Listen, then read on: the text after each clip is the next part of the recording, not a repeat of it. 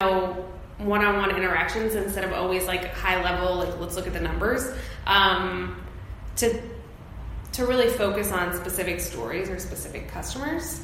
And then we take that information and really say like, okay, what can we do better next? Yeah. The feedback from the team has been good. It's only been 2 weeks, so. It's 2 weeks. It's 2 weeks you've shared it, but you've been I've been on it. Well, longer than that. So we set up the Slack channel about 2 weeks ago. Okay. I think there was like a little bit of fear at first because this kicked off the same time that we just kicked off our individual metrics. So it was a part of a big launch, which was a weekly individual metrics. We were focusing on the big ones like first reply time and missed calls and missed chats, but we really didn't know how people were spending their time every week, how many calls you're taking, how many and so now we have just a weekly overview of, hey, this is how many emails everyone saw, phone calls everyone's taken, chats, attendance, punctuality. And then we also got hooked up at the same time with a software called Maestro QA. It's a QA software, so really myself and the team lead spend a couple hours during the week listening to calls, rating them, so giving feedback back to the team. So it's all looped in together, the customer satisfaction scores and like the showroom appointments. And so this was sort of revealed all at the same time. Right. So it was definitely took some adjusting and saying like, hey, I got a bad score, what does that mean? And it's just really like setting expectations for the team, and really having them understand that a red star isn't the end of the world. No. It's just really an opportunity to discuss, okay, like what's happening here and, how can we do better? Would you say that, is there anything, again, I know it's early days, but that you've made changes on based on the feedback that's come in? From like a process point of view or just how you do stuff, or it may be too early, but I'm intrigued. It might be too early. I mean, I could probably come up with something if you needed one, but not off the top of my head. We could say like, I don't know if I want to like share this publicly, but we're reviewing our like referral platform right now, and we've been pretty strict about it, so no self-referrals, but we recently understood, not recently, but like people have multiple rooms and beds or in their family or in the house, and so widening our referral restrictions as to incentivizing customers to be able to purchase like 1 or 2 mattresses with a referral program. Probably insight on the customer's viewpoint that we might not have understood if we didn't have this feedback. That's okay. We can, if that's not something we'll keep that out. That's cool. That's cool. I just wanted just intrigued to know if there's anything obvious that came back. But you might find trends over time. I don't know. I mean, if something comes up, I'll let you know. Thank you. Yeah. We've always sort of talked about the closing the loop stuff.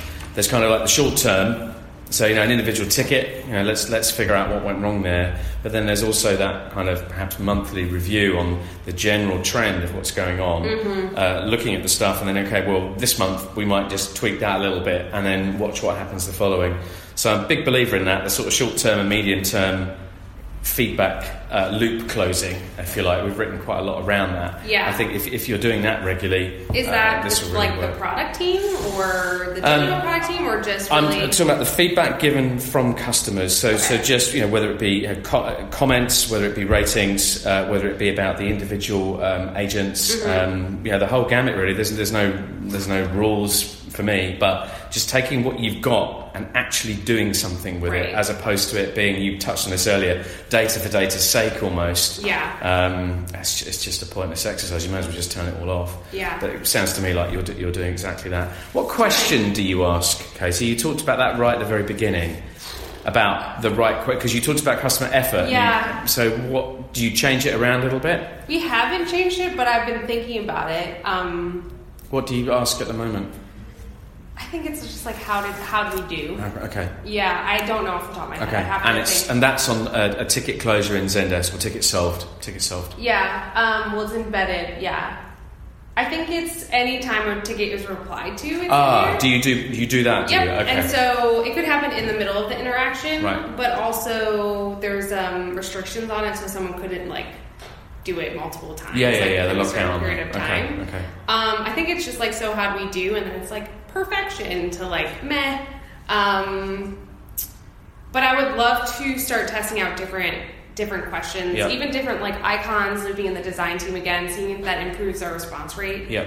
And really like going back to like what does it really mean with the data, and like what is it that we're paying attention to. So if we're hyper focused on customer effort, maybe the question should be tailored towards like how easy was this, or how easy do we make this for you, you know? So it's something worth exploring. We do. I certainly know of people that refresh that question monthly. Maybe even based on the previous month. I know, for example, if you're starting to get feedback that it's taken too long to respond, you make that the key question the following month, and so you home in on that specifically. So that's interesting. That's an option too. Possibilities there. I don't really have much more to ask, really. I mean, perhaps my final question, which is a leading question, but would you recommend what we do? And if so, why? What's the one reason you would recommend customer thermometer, assuming you would do? I would. And it is really about our interactions with the customer. So we want to try to reduce this interaction. So like the number one selling point for me was like that it was embedded in the email. Okay. And also your staff has been extremely friendly. So like Jim has been available. Any question that I've had, he's been great. Super. So the staff is great, and then just like the being able to like customize it is just a no-brainer to me. It can't just be like an email that looks like every other standard email. Like the Zendesk email is like, it is no different than, to me that wasn't even an option. I was just like, no, I'm not even looking at that. That's interesting. And so that's probably the biggest driver. That's really interesting. We have a lot of Zendesk customers, and I mean we work with all sorts of help desks, as you well know. The ones that don't have any native satisfaction, like customer, for me is always that's a no-brainer. But with a Zendesk that does have it already, I'm always interested to find out why people just don't go down the native route, and so often that's exactly what I hear from people. It's sort of just like a shame, or like it's just to me it's just like a waste. A shame. To I don't know, because you could get that same email twice if you're talking to two different brands and they're using you wouldn't even know. That's a really interesting point. So it does what makes you stand out. And what I truly believe that customers care about your brand, and they care about your creativity and putting effort in on your end as well. And so putting in effort into making, this simple question for them as easy as possible it is for them to give us that feedback is extremely important. Do you ever, so I'm skipping back a bit now, that's okay. if you do get some kind of disappointed rating, do you or colleagues ever get kind of back on the phone and... It depends on what it's about. Yeah, exactly. And if and when you do that, is there sort of genuine surprise on the other end of the phone that usually you've bothered? Yeah. Brilliant. Love to hear And it's usually, and this goes in the same line as like, it's usually an email, because that's the least intrusive way to interact with the customer. I got a phone call from a brand, I'd be like, whoa, so it's just like, hey, we heard your feedback, let's talk about it, we're here if you want, we can change, the outcome of this. And also I just think it's extremely important to let them know that we're a small brand, and their feedback actually does matter a lot. We make changes based on our NPS scores, based on just like emails or, with a product and digital product. And we're a small enough brand where it's like, hey, if I sit next to our product engineer. So if you're giving me information or feedback on a product, I can turn to her and just explain it. We're not a huge corporation. I think that's really surprising to people when they do call us and they get the same person. They're like, oh, like Brandon, you're here. And he's like, I'm just a small team. And we're all sitting in the same office, and we can walk over and talk to one of the founders.